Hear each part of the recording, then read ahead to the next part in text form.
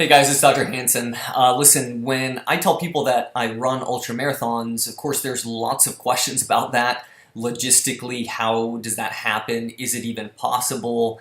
Um, do you sleep before you finish? I mean, that sort of stuff. But ultimately, everybody really wants to know why, especially when they find out that this isn't something I do for fun. I'm not a running enthusiast. I have not been running all my life. It's not something I do for enjoyment. And so people, of course, want to know what in the world is going on there.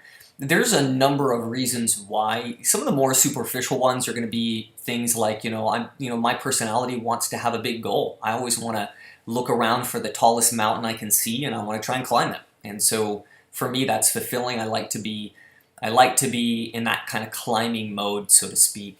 Another thing is the immediate feedback. I don't know about you, but there's a lot of areas of my life where I don't feel like I've got much control. And so that can be pretty stressful.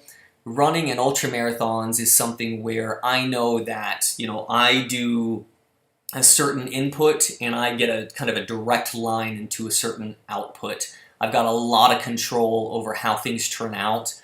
In fact, pretty much full control. And so to me, it's very rewarding and fulfilling, and gives me kind of an outlet to alleviate the stress of the other areas of my life where I don't necessarily know exactly what's going to happen. Things aren't as sure. I don't have as much control.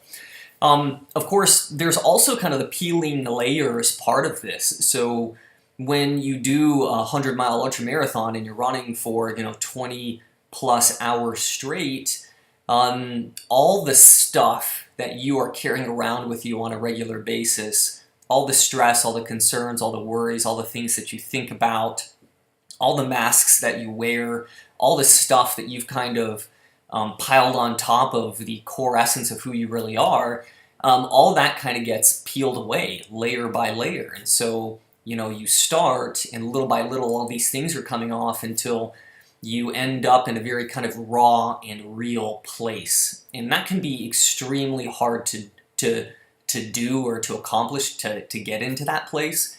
And so for me, it's very effective, and it's also very rewarding once you kind of connect with that. And that also gives me the opportunity to really work on myself. So, the demons come up. Once it's the core of who you really are, there's no hiding from the garbage that's there. And so whether that's fears or anxieties or stress or just bad beliefs that you have, those things are right there, and you just can't get away from them once you've peeled all those layers off. And so that means it's a great opportunity to slay those dragons.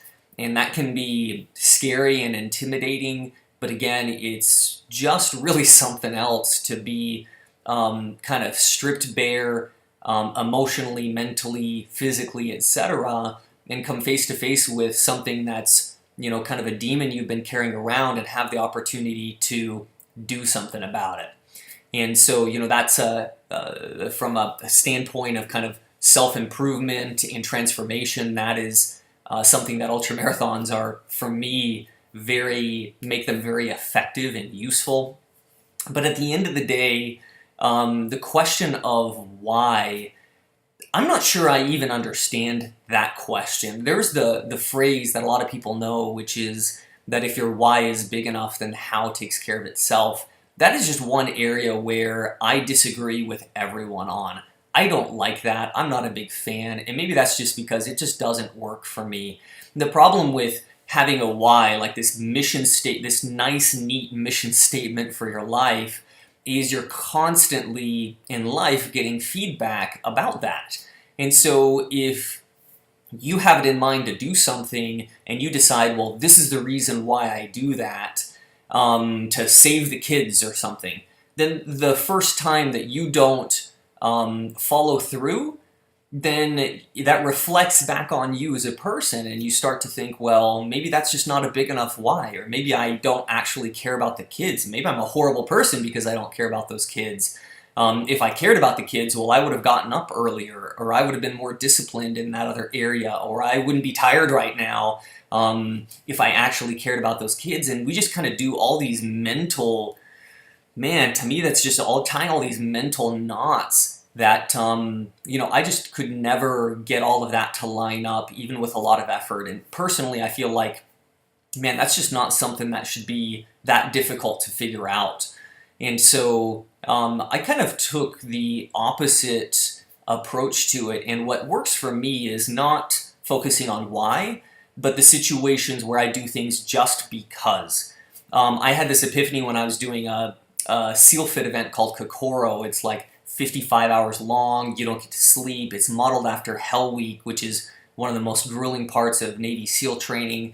And it's very intense. And the second night that we are in the surf on the border of hypothermia for hours on end, just absolutely miserable. And mentally, I had wanted to quit a long time ago. Mentally, my brain was thinking, quit, get out of here, quit. But there was something so deep inside of me that would not allow it.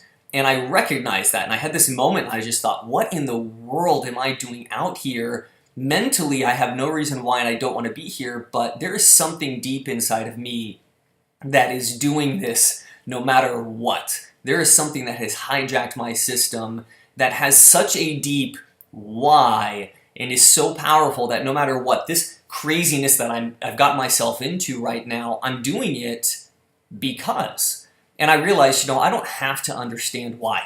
I don't. If I can just focus on what I do because, I can see very clearly the areas or the way that I can get kind of myself into that powerful current that I've got inside of me that's taken me where I need to go. And so I don't have to know exactly what that destination is or why it's going that direction, but I've got that power inside of me that I can tap into, and that gives me the feedback that I need. I'm comfortable just diving in without knowing why, because to me, if the why is there and it's showing itself that forcefully, then that's good enough that it's there at that point, and I don't have to be so conscious of it. Just because is enough for me. And I think if I get off track, if I try and mentally dictate what that why is, and I start focusing on an area that I shouldn't, then that because is going to go away. Then there's plenty of areas in my life where I don't have that because. That force just kind of goes away, fades out, and I'm left kind of on my own trying to make things happen, and that's when I fail, and that's when I lose discipline and motivation. And so for me, my focus is getting back on that because situation. In those areas in my life, there's a few of them that I have pinned down right now, and I know that that's the real me. That's purpose. That's power in my life. And if I'm going to do anything, then I should be focused in those areas where hell or high water, I'm doing it because. Even if mentally I don't want to, even if mentally I have no idea why, it's going to happen no matter what, and nothing is going to stop me, not even myself. To me, that's what it's about. And so that's what I focus on in ultra marathons. After having that kind of epiphany at Kokoro, ultra marathons are the next manifestation of it. And man, every time I do one of these things, mentally I'm thinking, why in the world am I here? What am I doing? I don't even like this. I don't want to. By 60 or 70 miles in, I hate everything. Stupid roads, stupid rocks, stupid mountains, stupid everything. But there I am anyways. And I just keep doing it. And so for me, that is what brings me back to doing it again and again and again. And the reason is not why, it's just because. So that I know is different than most people, and I'm not trying to tell anybody else to be like me, but that's the best explanation I think I can give of why I do this stuff. There's a lot of reasons, but at the end of the day, it's just because. We'll talk to you guys soon.